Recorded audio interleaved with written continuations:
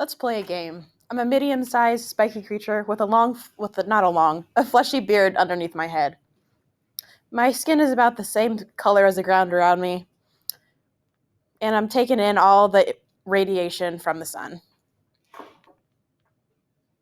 Did the right creature cross your mind? If so, you'd be correct if you thought of one of the most common members of the reptilian Pagona family, the bearded dragon.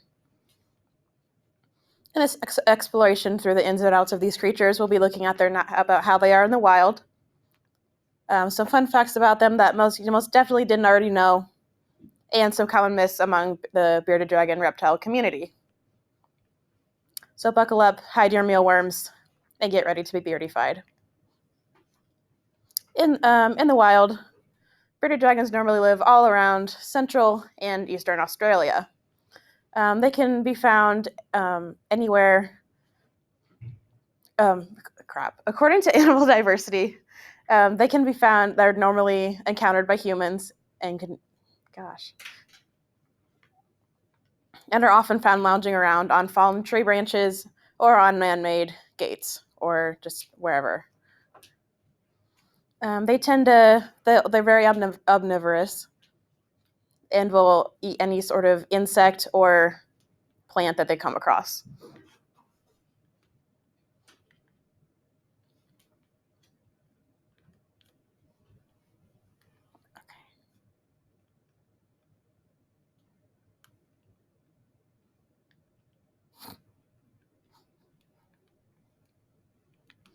Now, I'm sure you may be familiar with the most common forms of nonverbal communication, the hand wave. In the wild, or even in captivity, bearded dragons will wave at each other, whether that's to show that they've come across someone of their own species or as a sign of submission. Another fact, similar to common supernatural belief, bearded dragons do have what can be called a third eye. This is called the parietal eye, and it uses biochemicals and is used to sort of see anything that might be above the beardy without them actually having to look up. So this could be like a predator or any shadows that they see above them. The only difference is that it doesn't have a lens or a cornea or anything, so they can't actually see images, just the shadows. Final fact, and it's probably one of the most hilarious ones, is according to Pet MD editorial, beardies will, as a way of showing dominance or as a way to find a mate, beardies will bob their heads up and down on each other, kind of like how people do at rock concerts. It's hilarious and adorable. It's a way to be like, look at me, I'm the boss now. Moving on to myths. Unfortunately, bearded dragons tend to be one of the most neglected and not so well taken care of animals in the reptile community. According to Bearded Dragon Dynasty, contrary to popular belief, bearded dragons my gosh. One of the most popular myths is that bearded dragons need friends. According to Bearded Dragon Dynasty, this is not in fact true. Bearded dragons are actually very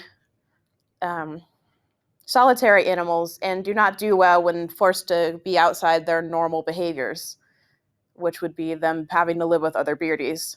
This can lead to a lot of fighting and potentially the injury or death of a beardie.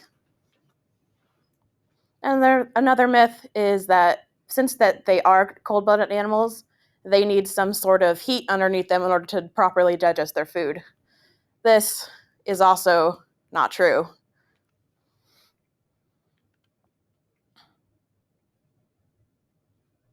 Oh my gosh.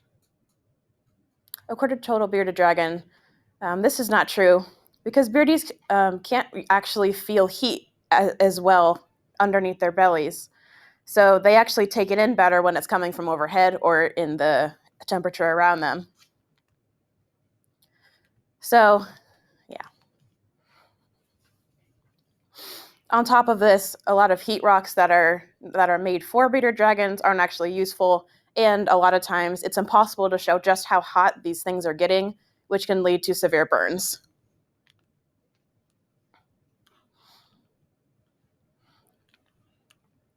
So let's take a look at the things we've found out along the way. To begin, we looked at bearded dragons in the wild. We found out some fun facts about them, and we looked at some common misconceptions and myths that surround the reptile community. I hope that with this newfound knowledge, you found yourself to be a little bit more appreciative of these adorable animals. Thank you.